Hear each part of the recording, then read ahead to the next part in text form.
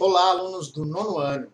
Eu sou o professor Christian, professor do conteúdo de História, e convido a todos a dar continuidade ao estudo da semana 4 do PET 1 de História do nono ano. Vamos lá? A unidade temática dessa semana são os processos de independência nas Américas. E a gente vai dar um enfoque específico aqui na situação do Brasil, sobre a independência do Brasil nesta semana, pessoal.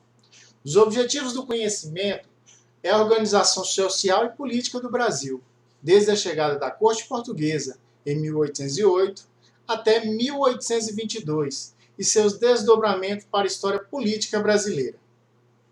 Os conteúdos relacionados serão a transferência da Corte para o Brasil, o bloqueio continental e a independência brasileira. Então, o tema principal é a independência do Brasil. Então, a gente vai abordar aqui na aula de hoje, pessoal, as consequências que foi a chegada da Corte Portuguesa no Brasil em 1808. E qual foi o resultado desse processo na independência da América Portuguesa, ou seja, do território brasileiro. Então, a gente vai fazer aqui uma cronologia de acontecimentos para explicar como ocorreu a independência do Brasil em 7 de setembro de 1828. Vamos lá, acompanhe aqui. Primeiramente, em 1808, vai acontecer um fato na Europa que vai resultar diretamente nos desdobramentos históricos aqui do Brasil, que vai ser o chamado bloqueio continental. Então, a França, naquela época, liderada por Napoleão Bonaparte, estava dominando boa parte da Europa. E um dos objetivos da França era invadir a Inglaterra. Só que a Inglaterra tinha uma esquadra naval muito forte e eles não conseguiram fazer isso. Então, uma forma de exilar a Inglaterra e enfraquecer a Inglaterra é eliminar o comércio da Inglaterra com outros países da Europa. E um dos grandes parceiros dos ingleses eram os portugueses. Então, Napoleão Bonaparte vai intimar Portugal a cortar as relações comerciais com a Inglaterra. Só que Portugal dependia muito da Inglaterra comercialmente. E ele não vai obedecer às ordens de Napoleão Bonaparte. Dom João VI, que era o rei de Portugal naquela época, vai se ver acuado. E uma saída para ele, inclusive até estimulado pela Inglaterra, é a vinda da corte portuguesa para o Brasil, fugindo das tropas de Napoleão Bonaparte, que ameaçava invadir o território português caso Portugal não obedecesse às ordens de Napoleão. Então, em 1808, com a escolta da marinha inglesa, a corte portuguesa vai vir para a sua maior colônia, que no caso do período era o Brasil. Então, eles saem da Europa, vindo para a América do Sul, trazendo toda a corte portuguesa. Eram milhares de pessoas, pessoal, em embarcações. E a chegada da família real aqui no Brasil vai ocorrer uma série de transformações culturais, políticas e econômicas nas terras brasileiras, porque o Brasil deixava de ser uma simples colônia para se tornar um Reino Unido a Portugal. Um dos primeiros fatos ocorridos vai ser o aumento dos impostos, o que vai desagradar bastante a elite brasileira, mas também tivemos outras alterações, como a criação do Banco Brasil, a fundação do Jardim Botânico, as primeiras universidades aqui no Brasil. Então, o Brasil também vai se desenvolver bastante com a chegada da família real portuguesa aqui. Em 1820, Dom João VI, ele vai ser intimado a voltar para Portugal, porque Portugal já tinha conseguido, com a Revolução Liberal do Porto em 1820, expulsar as tropas de Napoleão Bonaparte, e os portugueses exigiam a volta de Dom João VI para Portugal, cerca de 12 anos após a chegada da família real aqui no Brasil. Dom João VI vai se ver obrigado a voltar para Portugal, para comandar o Império, e vai deixar aqui, como um regente no Brasil, o seu filho, Pedro de Alcântara. E uma das reivindicações portuguesa é que o rei de Portugal voltasse para Portugal e também que o Brasil voltasse a estabelecer comércio apenas com Portugal, coisa que não estava acontecendo desde a vinda da família portuguesa aqui do Brasil, porque, juntamente com a família portuguesa, o Brasil houve a abertura dos portos de comercialização do Brasil com nações amigas, né? E o principal comércio brasileiro era com a Inglaterra. Então, Portugal exigia a volta do rei Dom João VI para Portugal e o fim desse comércio com a Inglaterra e voltasse ao monopólio comercial apenas com Portugal. Isso vai trazer uma insatisfação muito grande para a elite brasileira, os comerciantes brasileiros, porque eles já haviam se adaptado, acostumado a estabelecer comércio com outros países, sobretudo com a Inglaterra. A corte portuguesa ela vai tomar medidas impopulares aqui, e essas medidas vai favorecer o sentimento de separação. Então a elite brasileira vai começar a trabalhar a ideia de se separar de Portugal, uma vez que ela já tinha sentido o gostinho de se tornar um pouco mais independente. Então, Dom Pedro I, que ficou como regente aqui no Brasil, ele vai ser muito influenciado pela elite brasileira a se declarar o Brasil independente de Portugal.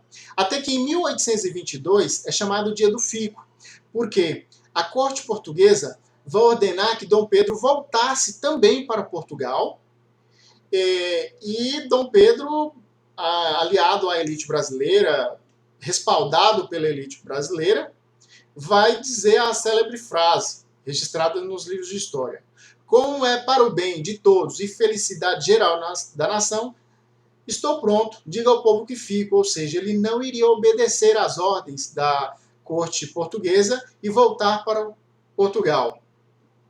Já em maio de 1822, chamado de Cumpra-se, ou seja, leis e ordens decretadas em Portugal só teriam validade no Brasil com o aval do príncipe regente, ou seja, só se Dom Pedro I assinasse embaixo essas leis que viessem de Portugal poderiam ser implantadas aqui no Brasil.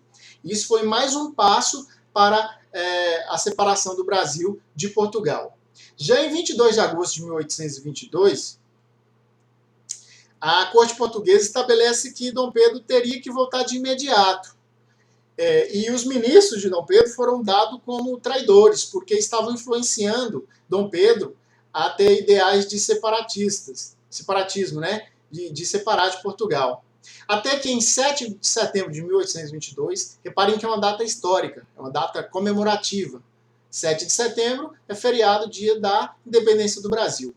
Em uma viagem, até então o príncipe regente Dom Pedro I, que ele viaja para Santos, ele proclama a independência do Brasil. Uma carta chega e ele declara que a partir daquele momento o Brasil não era mais dependente de Portugal e que iria tomar todas as medidas para que isso acontecesse. Após a proclamação de independência, há de se levantar a ideia de que o Brasil ele não se tornou imediatamente independente de Portugal, não. Houve brigas, houve revoltas, houve mortes. A coroa portuguesa, a princípio, não queria, de forma alguma, deixar que o Brasil se tornasse independente. E, inclusive, várias regiões do Brasil tiveram revoltas, rebeliões. Dentre eles, Pará, Bahia, Maranhão e até a região da Cisplatina, que hoje é o atual Uruguai e que, naquele período da história, fazia parte do território brasileiro. Então, essas regiões que eram leais a Portugal vão lutar contra as tropas militares brasileiras até 1824 para impedir a separação. Mas, aliado à elite e com o apoio de outras nações como a Inglaterra e até o próprio Estados Unidos, que já era independente, o Brasil consegue a sua separação de Portugal. Bom, levantaremos agora as consequências da independência do Brasil.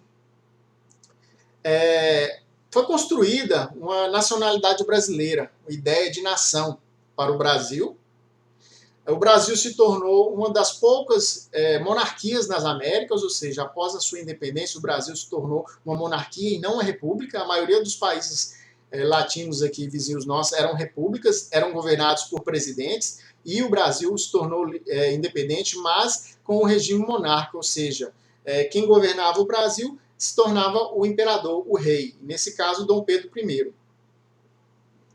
Apenas a região do Haiti e do México que também existiam monarquias. E também o endividamento do Brasil, que para sacramentar sua independência, ele foi obrigado a pegar um empréstimo de 2 milhões de libras esterlinas, né, com a Inglaterra e pagar aos portugueses pela sua liberdade. O Brasil pagou pela sua liberdade após várias revoltas. Os portugueses aceitaram a independência do Brasil por influência e por pressão da Inglaterra e dos Estados Unidos, mas desde que o Brasil pagasse essa quantia a Portugal. Ok? Bom, resumidamente é isso aí, pessoal. Eu incentivo vocês a procurarem outras formas de ampliar os seus conhecimentos sobre essa matéria, pesquisando na internet, com sites de história, ou no próprio YouTube. E uma sugestão aqui é assistir o filme da Independência ou Morte, em 1972, da direção de Carlos Coimbra. É só vocês digitarem Independência ou Morte no YouTube que o filme estará disponível para vocês assistirem lá. Bom, vamos agora às atividades. Observe atentamente o quadro de Pedro Américo, Independência ou Morte. Então esse quadro aqui ele é muito famoso nos livros de história, pessoal. Ele está presente. Ele foi pintado por Pedro Américo a pedido de Dom Pedro II, né, em homenagem a seu pai, Dom Pedro I, no ano de 1888. Observamos aqui o quadro, né, que esse quadro ele faz alusão à viagem de Dom Pedro I à cidade de Santos, onde às margens do rio Ipiranga, ele teoricamente teria dito a frase de independência ou morte. Mas, obviamente, como a história ela é contada e construída pelos senhores e donos do poder naquele período, essa imagem ela foi amplamente feita no sentido de beneficiar a imagem do grande salvador Dom Pedro I. Reparem que na imagem ele está no centro com a espada na mão e todos ao redor dele. As suas tropas, os cavaleiros. Reparem também a observação aqui que os trabalhadores do campo estavam assistindo assim, sem entender muito o que estava acontecendo, mas há a presença dos trabalhadores aqui no canto. Mas a imagem visa a dar total notoriedade à ação de Dom Pedro I, declarando a independência no Brasil. Como eu falei, a imagem ela é retratada por um pintor que quis destacar Dom Pedro I naquele episódio histórico. Então, assinala a alternativa correta sobre esta obra. Letra A. A pintura exalta a figura de Dom Pedro I como o único protagonista do processo emancipatório brasileiro. Letra B. A obra não teve nenhuma importância na construção do imaginário brasileiro, ao permanecer oculta durante quase todo o século XX. Letra C. A função do quadro era apenas decorativa, pois tratava de uma encomenda de Dom Pedro II para conservar a memória do pai. E a letra D, a pintura é extremamente fantasiosa, pois o dito fato na realidade não ocorreu. Então vocês vão, por eliminação, apontar a alternativa que melhor explica a imagem do quadro, levando em conta tudo que foi falado e que vocês irão pesquisar.